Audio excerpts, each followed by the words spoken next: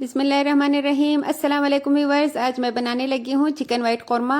इसकी रेसिपी भी आपके साथ शेयर करती जाऊँ। बहुत ही मज़ेदार और ज़बरदस्त ये कौरमा बनता है। आप एक बार लाजमी बनाइएगा, इंशाल्लाह देखिएगा घर में आपकी तारीफ़ों की भरमार होगी। मैंने जब भी ये बनाया है तो मेहमानों ने भी बहुत ज़्यादा तारीफ़ की है, बल्कि बहुत से लोगों ने मुझसे इसकी रेसिपी भी पूछी है। तो मैंने सोचा कि इसकी रेसिपी मैं दे दूँ यूट्यूब पे। इंशाल्लाह ये आप लाजमी बनाइएगा।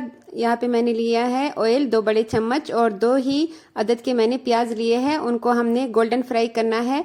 गोल्डन फ्राई हो जाए तो निकाल लेंगे। जब वो ठंडे हो जाए तो उनको हमने ग्राइंड करना है।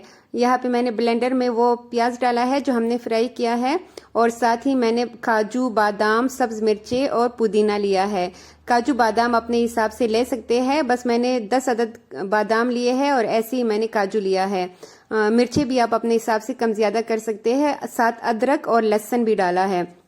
इन चीज़ों को हम अच्छे से चॉप करना है। यहाँ पे मैंने मलाई ली है, घर की जो मलाई होती है दूध की फ्रेश, मैंने वो ली है। आप के घर ना हो तो आप डब्बे वाला क्रीम भी यूज़ कर सकते हैं। और साथ ही मैंने दही ली है। 1 कप मैंने दही का लिया है, और थोड़ा सा पानी शामिल करके हमने इसको अच्छे से ग्राइंड करना है, और ताकि इसका एक स्मूथ सा पेस्ट बन जाए। और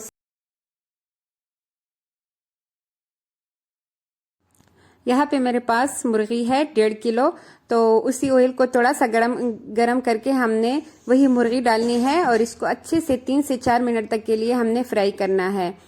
जब ये फ्राई हो जाए दोनों साइडों से, जैसे कि ये देखिए इसका कलर चेक करें कितना ज़बरदस्त आया है, अच्छे से फ्राई हो जाए तब हमने इसमें जो पेस्ट तैयार किया था वो ऐड करेंगे। और इनको भी अच्छी तरह हमने 3 से 4 मिनट तक के लिए ऐसे ही लगातार चम्मच हिलाते जाना है, ताकि ये इसकी जो ये ग्रेवी है ये अच्छे से पक जाए और ऑयल जो है वो सेपरेट हो जाए। और साथ ही हमने इसमें कुछ मसाले ऐड करने हैं, तो वो मैं साथ साथ बताती जाऊंगी। इसमें बहुत ज़्यादा स्पाइसेस का इस्तेमाल नहीं होता, बहुत कम मसाले जाते हैं इसमें, लेकिन बहुत ज़बरदस्त ये कौरमा बनता है। चलिए अब देखिए इसमें मैंने क्या क्या डाला है। भुना कुटा जीरा लिया है मैंने 1 टेबल स्पून, और कुटी हुई सुर्ख मिर्च ली है 1.5 टेबल स्पून। नमक लिया है 1 टेबल स्पून, और 3 अदद सब्ज इलायची ली है। इनको डालेंगे, और आप मिर्चों को कम भी कर सकते हैं। हम ज़रा ज़्यादा स्पाइसी खाते हैं तो इसलिए मैंने ज़्यादा मिर्चें डाली है।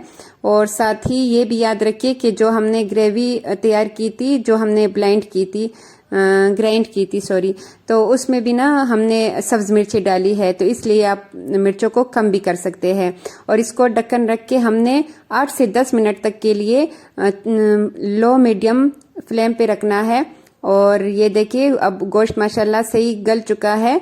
ज़्यादा चूल्हे पे रखने की ज़रूरत नहीं है। बहुत ज़्यादा गला हुआ गोश्त भी फिर अच्छा नहीं लगता, उसका जायका बिल्कुल एकदम से ख़त्म हो जाता है। चलिए अब इसमें मैंने लेमन जूस निकाला है, 2 लेमन का जूस निकाला है मैंने, तो वो इसमें शामिल करेंगे।